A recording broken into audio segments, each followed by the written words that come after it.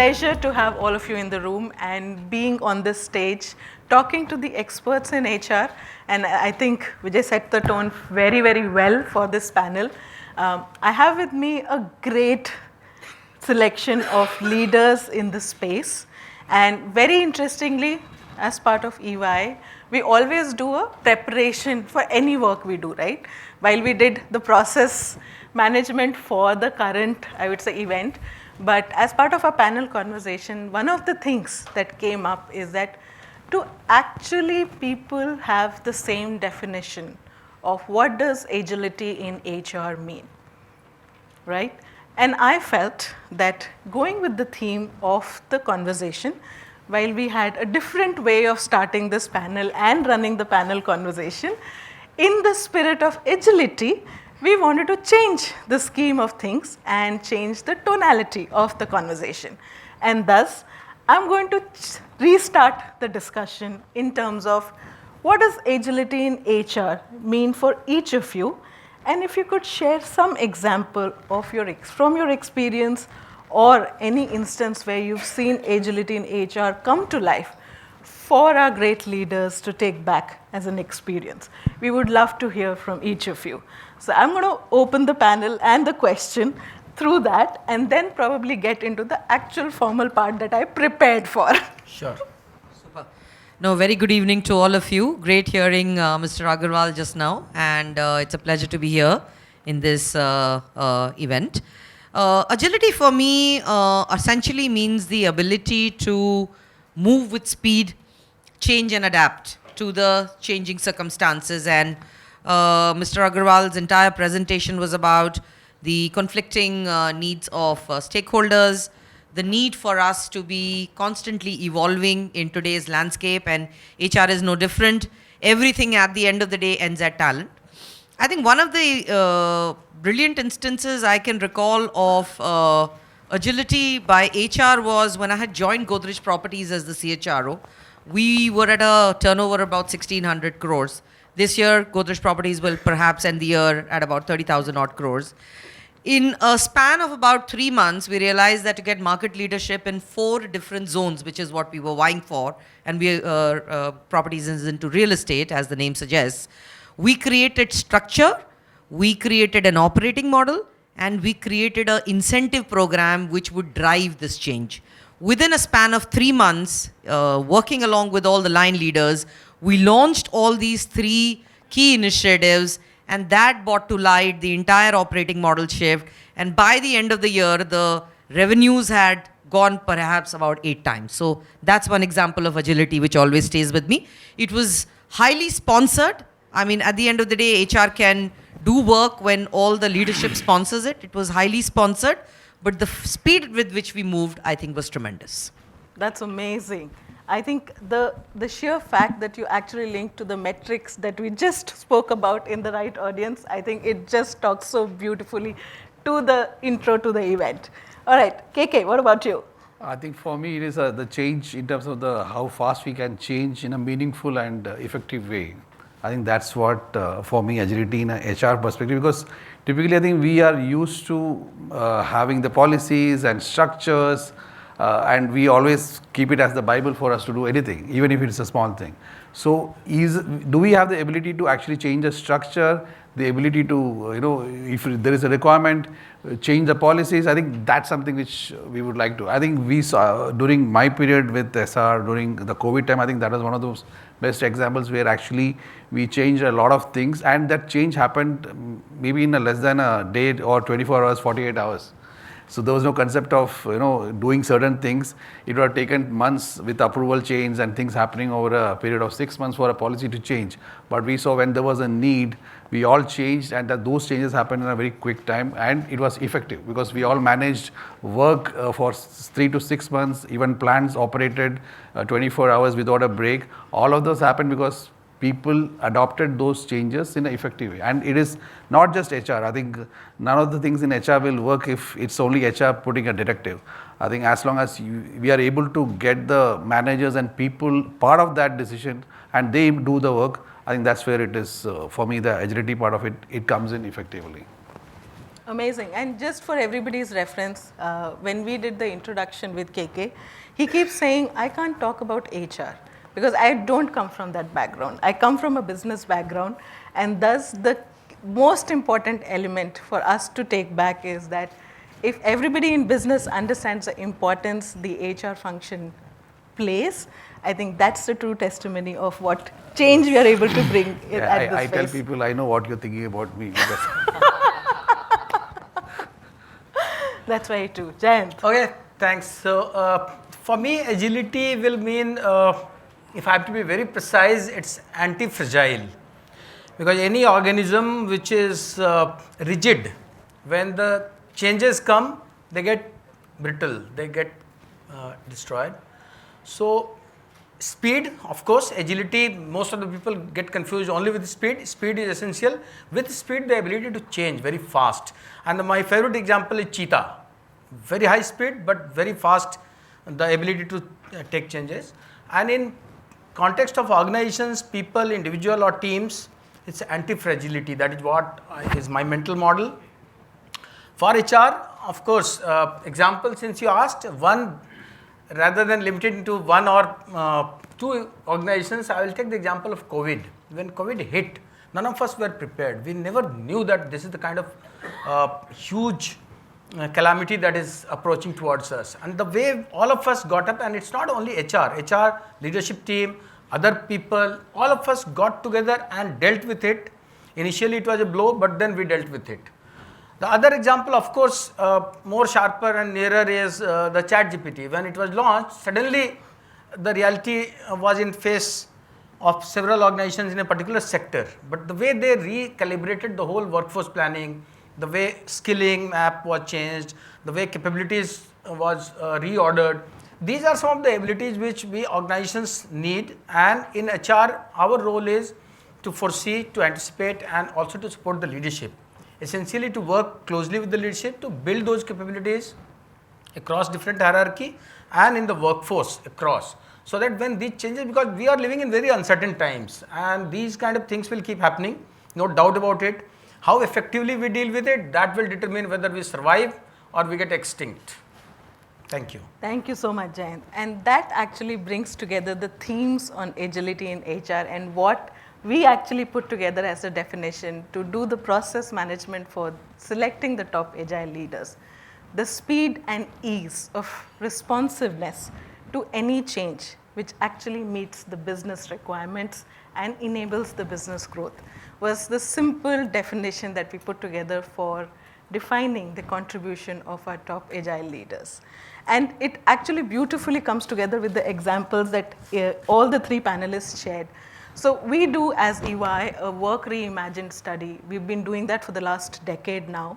And over the last 2 years, and I think COVID has been one of the biggest triggers for this study, is that after COVID, we are seeing the definition of, and some of the trends, to be honest, literally changing. Earlier, the conversation on talent was around attracting and retaining the talent. It was more generically around the culture. It was more again around how can I enable learning and development. It was very tactical. I think COVID has actually helped us literally transcend into the new definition where organizations are not only looking at retention and attraction, they want a talent advantage. And when I say talent advantage, what does that mean?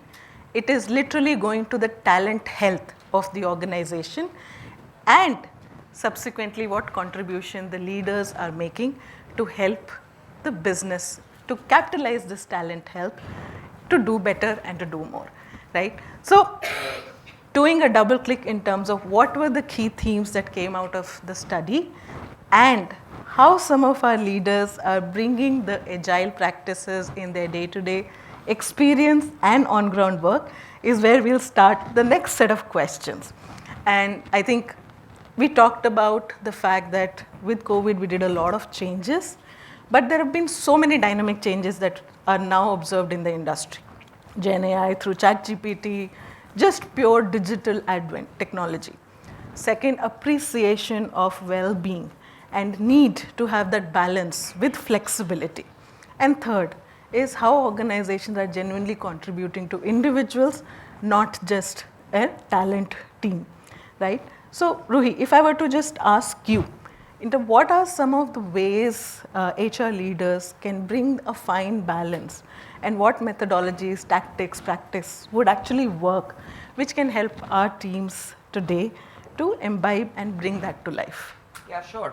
No, I think that's an excellent question, because as businesses get more demanding, there is always a tussle between productivity enhancement needs and the fact that you need to keep your employees' health in check. I come from an infrastructure and transmission sector.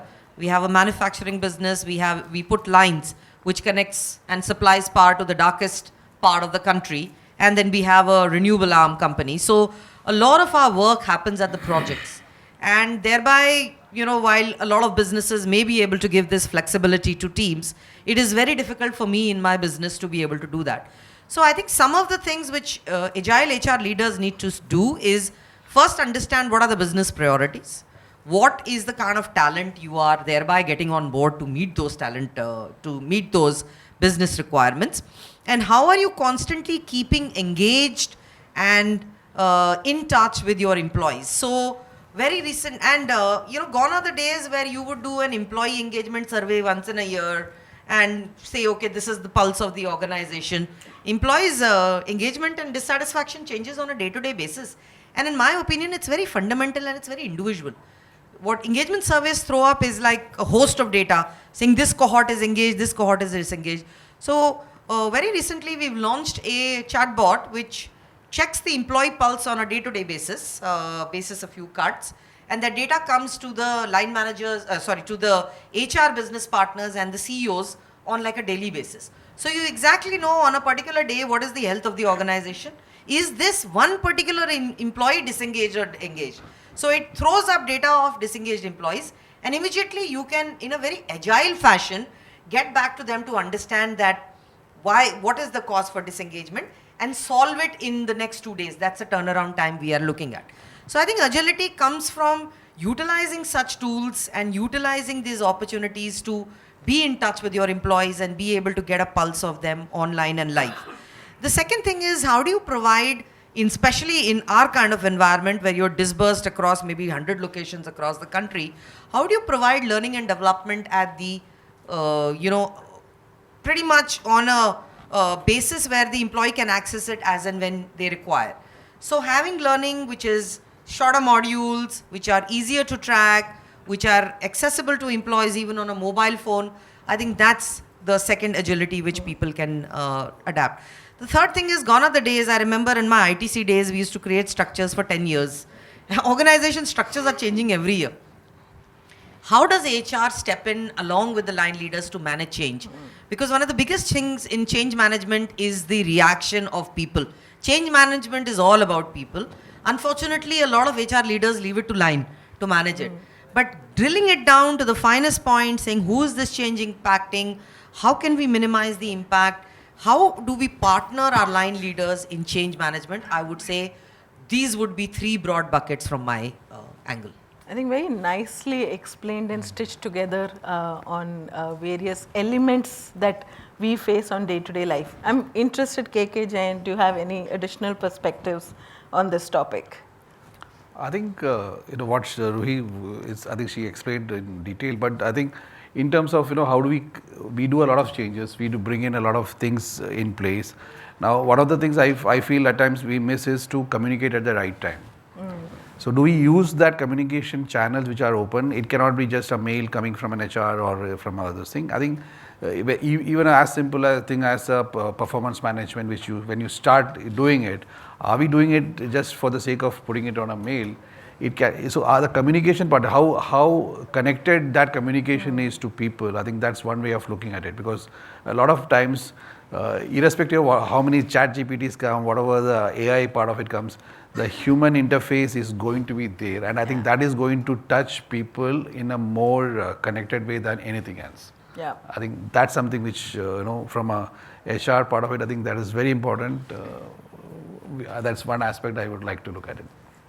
Okay. since we've been talking a lot around ChatGPT and others, so let me just expand the remit a little bit, right? And if I talk about all the digital advent of technologies, not only just the ERP transformations that pretty much every organization today is going through, but also you take every touch point in employee experience, every touch point in the way we do automation, RPAs, everything.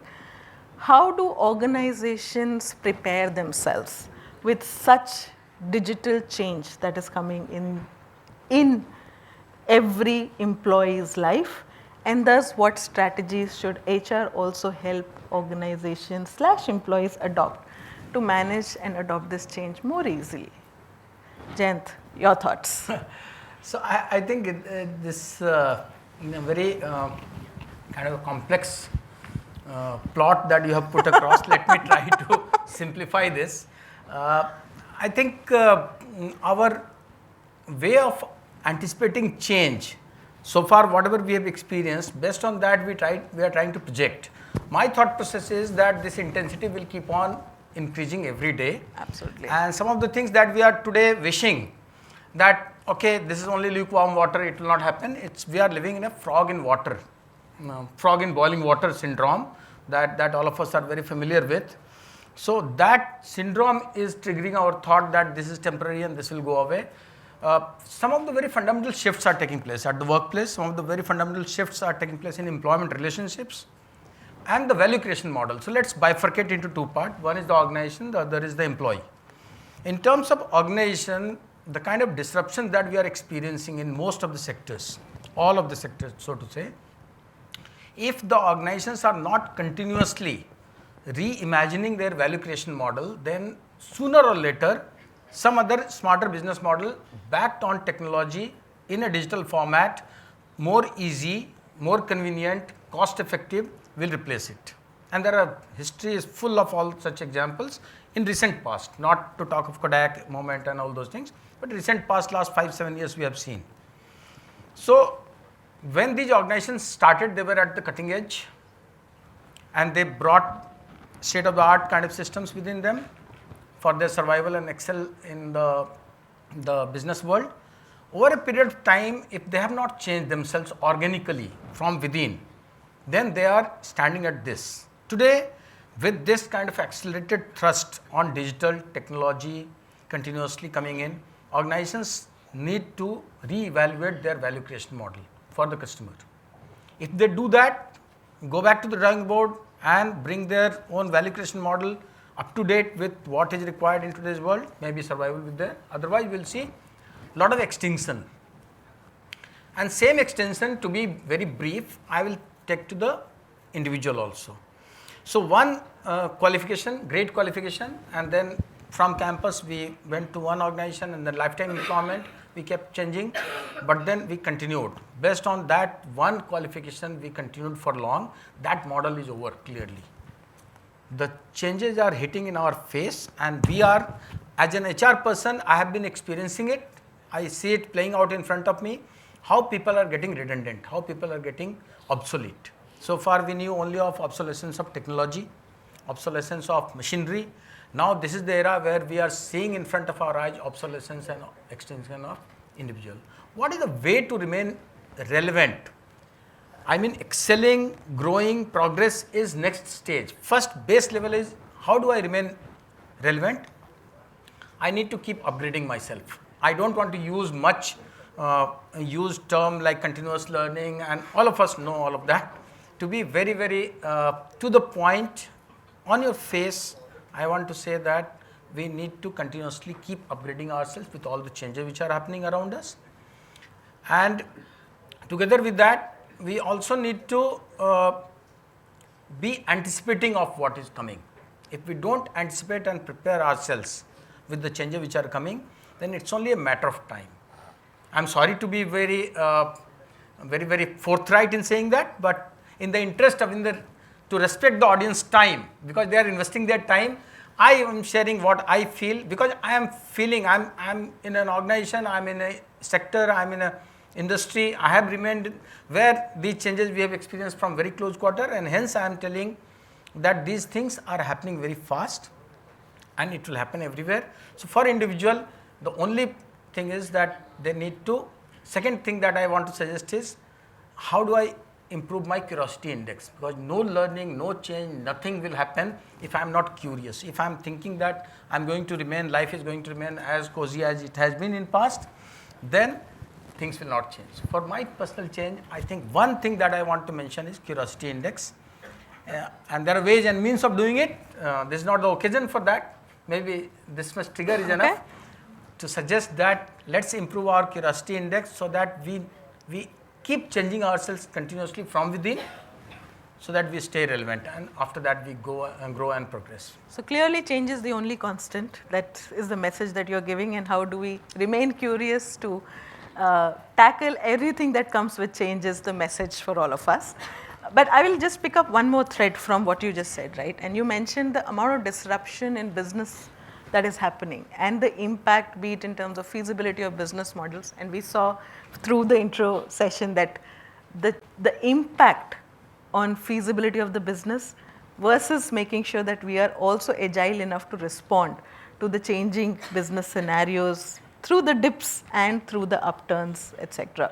So KK, any agile methodologies or practices that you can bring forth through your experience, given you come from the business environment, to help our HR leaders take back?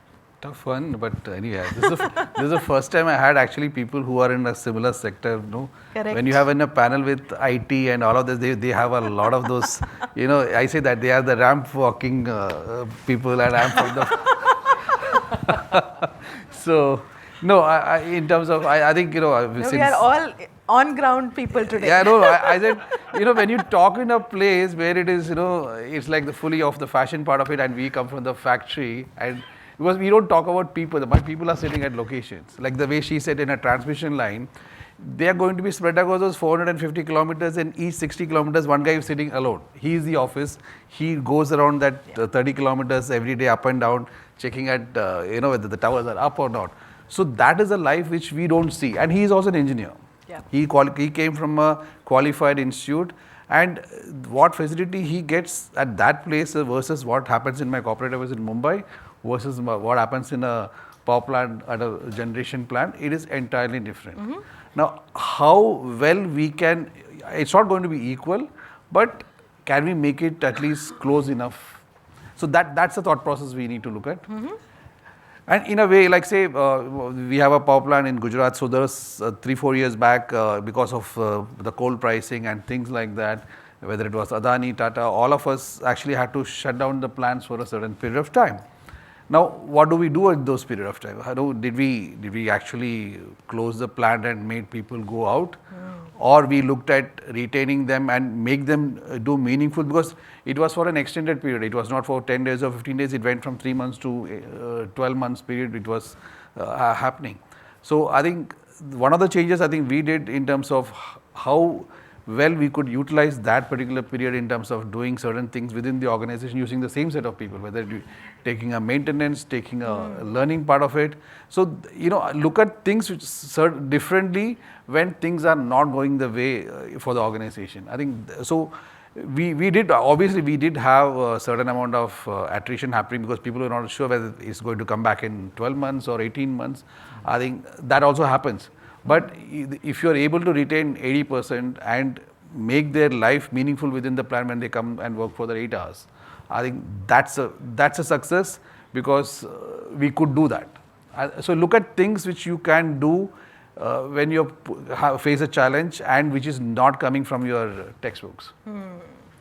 Any other experiences, Jayant, Ruhie, from your, I would say, multi years of rich experience?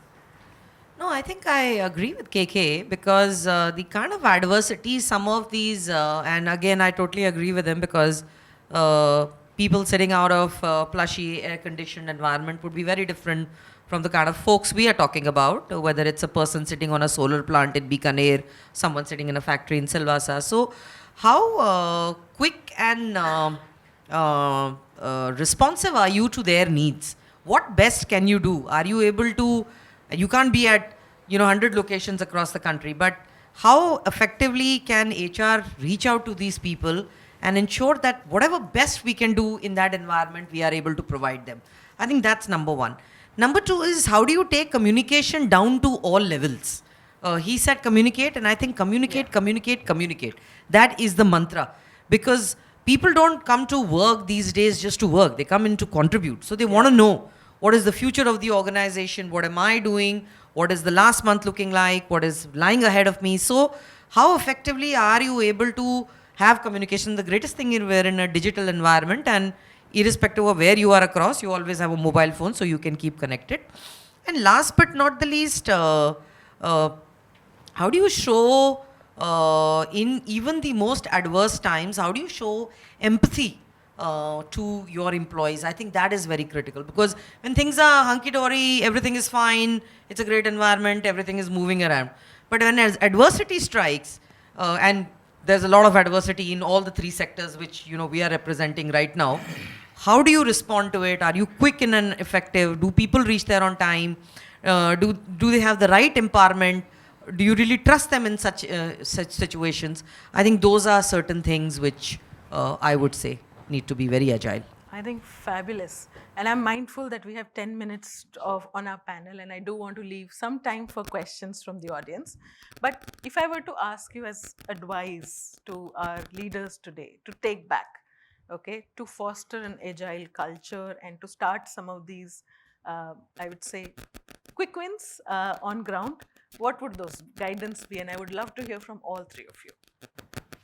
Okay, so I think the biggest issue in front of us today is how do we transform the existing workforce into the new age, which is fully loaded with the digital things. Because what we are experiencing today, the advent of digital systems, it's bringing cost advantage clearly. It's bringing a lot of arbitrage.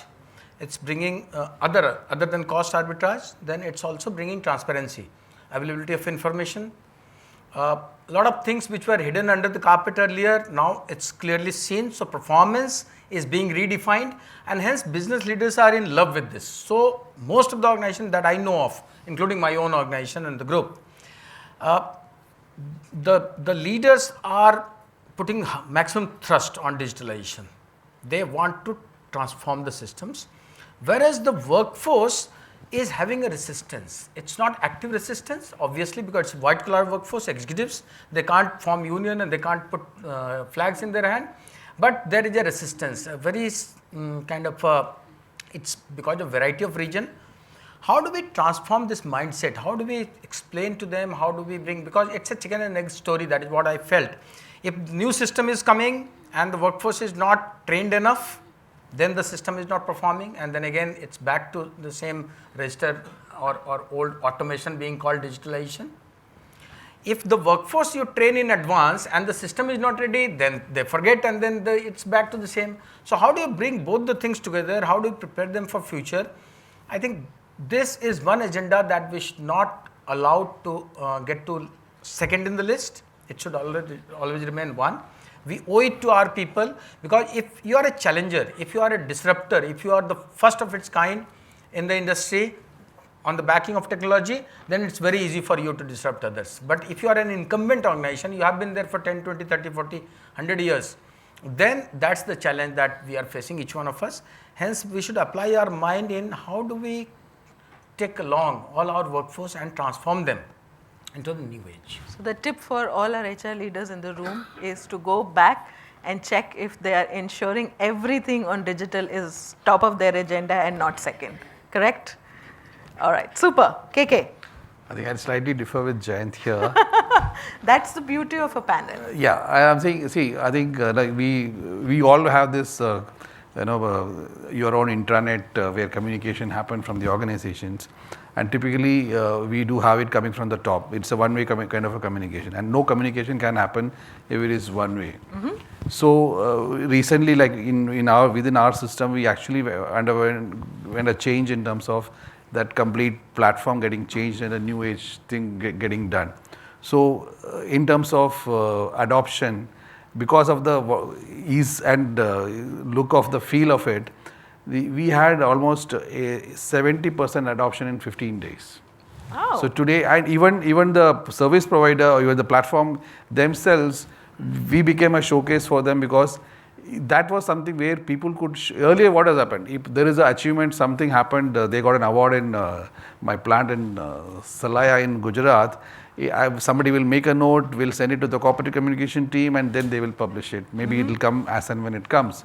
Today it is not like that. If I came here, if I would have got my team here, they would have either made it a live or they made it by tonight they would have become live. On. So it is something where people are able to express, communicate. And today's generation, like the way I went last year to Ahmedabad for my campus BLP placements, most of the time, maybe I would have asked less questions. They were asking questions to me in terms of what the organization is going to do. So it is no more the earlier. So we need to change because we need to change with the way because your organization have people who are 60 who has worked for 40 years and you have people who are 21 and who is going to be there either for 6 months or he'll be there for 6 years. So that's something we need to accept, that there is a massive change and we need to, at a senior level, we need to accept that change. Okay. Congratulations, you are there already. So tip for the that was quite subtle. No, I'm feeling happy that because I shared my experience, I'm happy that there are organizations who adopted within 15 days 70%. It's very encouraging. Absolutely. I meant it actually. So the tip for our HR leaders is to make sure that the way you design your communication channels and the speed at which it is federated, for lack of a better word, and accessible to every employee, every I would say touch point for every person connected to the organization is what you would suggest our leaders to think of. Ruhie. I would say 2-3 things. Empowerment in the organization so that people are not slaves to constantly being told what needs to be done. Creating an innovation culture. So an innovation does not mean that I create a rocket and that's what innovation is. Small process changes, adapting to the environment, always encouraging people to look outside in. There's so much change happening in the environment. How do you create this organization which is perpetually seeing what's happening on the outside and keeping to, kind of constantly adapting to it? The third and the most important thing is inclusivity. Getting in diversity of gender, getting diversity of sexual orientation, getting diversity of various forms into the organization creates this culture where people are more open, the organization is more productive, and thereby the adaptability quotient of the entire organization would go up. So from my perspective, these three. Very well said. All right, we are mindful that we are already up on our time. Thank you so much, each of you, and sharing such practical and beautiful experiences and examples. I hope all of you also enjoyed the conversation. Thank you so much.